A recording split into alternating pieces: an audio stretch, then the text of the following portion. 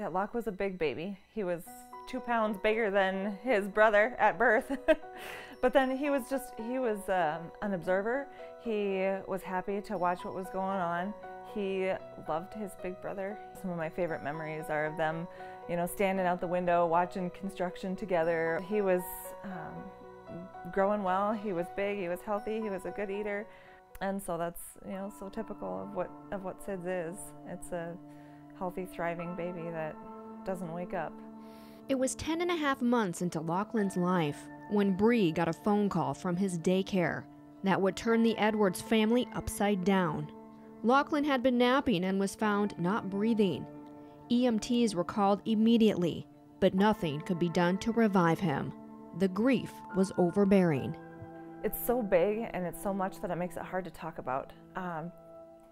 Because we have those nice stages that we are, that we're taught about, but really there's nothing that happens in stages. It's all at once and it's all over the place. And yeah, there are moments of all of those emotions, but it's not a predictable pattern. It's not something that you can mark and see how far you've come. It's all encompassing.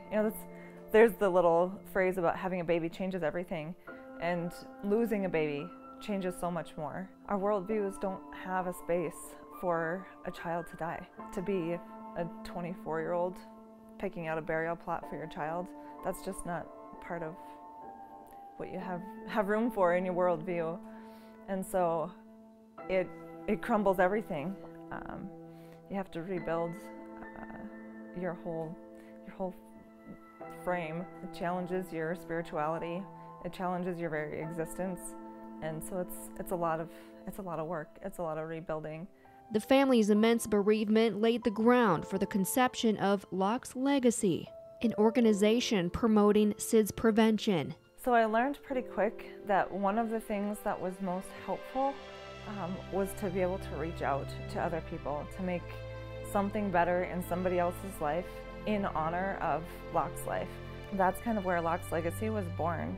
They are commemorating the 10th year of the nonprofit aimed at SIDS awareness, all in the name of their son, working to prevent families from ever having to experience this tragedy and to provide a warm embrace of comfort in the wake of the unimaginable. Bri says the organization efforts have played a part in healing and that Lachlan's death has been a balance of holding on yet moving on. We've settled into a place where Lach's always part of who we are as a family.